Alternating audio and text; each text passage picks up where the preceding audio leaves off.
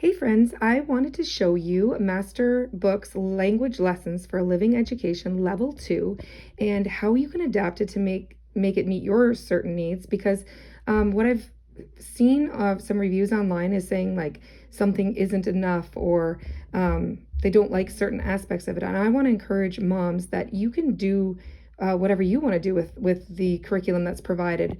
Masterbooks is a tool, and this language lessons is a tool, and you can use it however you want. So I'm going to show you how I've used it, or how I'm going to use it, sorry, for my 6-year-old daughter.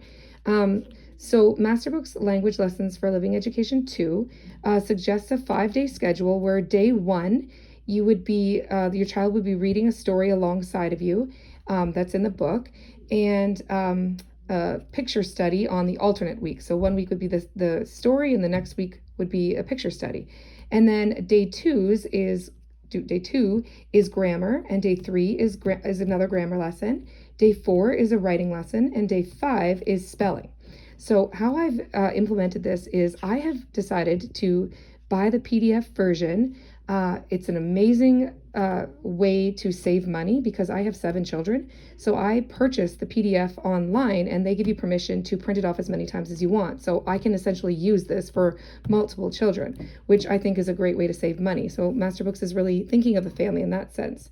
So what I've decided is to make this curriculum what I think is best for my daughter. So on day 1s, which would be Mondays, I actually decided to not print any of the day 1s because I wasn't really interested in the story reading or the picture study. So what we do Monday to Friday, we always do reading together. So the reading story in this book, I just didn't think mattered for us. So we do our own reading.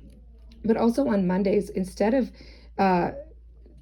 what they've made the picture study and the story, my daughter actually does a journal. So every single week on Mondays, she dictates to me what has happened the previous week in our lives or her life, and then I leave blanks, and she fills in the blanks with words that I know that she can spell. So that's what we do on Mondays instead of the day 1 that Masterbooks provides, which is the stories and or the picture studies. So that's what we do on day 1. So I felt the day 2s were important. They're the grammar days. So I've gone ahead, and as I looked at the PDFs, I printed all the day 2s.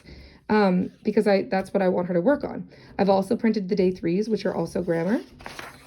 And then you notice here, I didn't print day 4 because those are their writing assignments. In Masterbooks Level 2, they'll ask you something like writing a psalm and then drawing a picture, or writing something that you did that day, or something that made you afraid, or something that made you feel happy, and then writing a picture. So that's how their day 4s work. And I've decided not to do that because we do our journals on day 1. So we're not implementing their writing that they've included in this curriculum. We're just using the day 2 and day 3 grammar, and then the day 5, you'll notice that I didn't do any day 5s either. It goes straight back. Here's an example of a time when I did use their day 1 because I felt like it was a good idea to go over some review, and it wasn't a picture study, and it wasn't a read aloud story. So here's an example when I actually did do a day 1. So it's not always, but mostly it's day 1s, 2s, and 3s that I've implemented. And day 4s, like I said, we use for journal on our Monday mornings. And then if you notice, I didn't print any day 5s, which is their spelling. So how Masterbooks Level 2 works is that they have 2 spelling pages, and it always seems to come they're always at the end of the week, which I would rather them practice their spelling all week long. And they even give you ideas in the back of the Masterbooks, in the back of this book, which I didn't print off those pages, but they give you ideas for how to implement spelling. But what I've done is I've made my own way of implementing the spelling, and this is what I've done. I've created another section in her book. So essentially she'd work on a grammar page every day. Mondays, she'll do her journal, and then Tuesday, Wednesday, Thursday, Friday, she'll do a grammar page. And then on Monday, Tuesday, Wednesday, Thursday, and Friday, she'll work on her spelling. So how I've used the spelling is I've stuck with the list that they've provided, and I've actually typed out the words myself.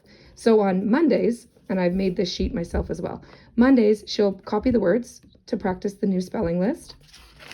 On Tuesdays, she'll do the first page of the day 5 lessons. And then on Wednesdays, I'm going to get her to spell the words again, and I may just dictate them to her out loud and help her through sounding them out. And then on Thursdays, she's going to do the second page that they provide for each week for the day 5 spelling, so that she's got 4 days of practice. Mondays, writing out the words. Tuesday, doing what they provided. Wednesday, writing out the words again. Thursday, using the page that they provided for spelling, this because they have 2 pages each week. And then Fridays, we're going to do a little test where I may say a sentence with the word in it, and she has to practice the words just to see how much she retained from the week of spelling the words and working on those words all week. So that's how I have taken what I didn't love about their spelling, and I've implemented it to what I think will best suit her needs to practice spelling. And as you can see, I've done it the whole way through. They have lesson 4, I've typed up the words, and then she's got the Monday spelling words, and then there's the activity, the first page, and then here's where she'll write them again on Wednesday. Thursday, she'll do the second page of what they've recommended, and then Friday, the test. So as you can see, you can take curriculum, because curriculum is really meant as a tool. We don't have to do every single page of everything, especially if our child has already mastered a skill. So as you can see, you can adapt it to what you think is best for your child. And in my case, this is how I've done it. So I hope I've given you some ideas. Also, I should mention that at the end of every 10 weeks or so, they have unit reviews. And I have also stuck the unit reviews into my book for her. Not to test, because I don't think as a homeschooler I need to test my child, especially when I'm working with them every day. I already know what they know. So here, I don't know where I can find the page. I should have marked it before maybe, but I have in the back of this book in the PDF, I have found that they've done some test reviews, and I've implemented them into this as well, which I can't seem to find right now, but maybe you can just trust me on that one. So anyway, this is how, I guess I can find it at the very, very end. This is how we've implemented it for us and how it works best in our family and to suit our needs. So here's an example at the very end of weeks 28 to 36. Here is another sheet that they provided to see if they remember and they retained all the information that they learned along the way. So I hope this helps somebody or inspires somebody to adapt. Sorry, my book's not closing very well.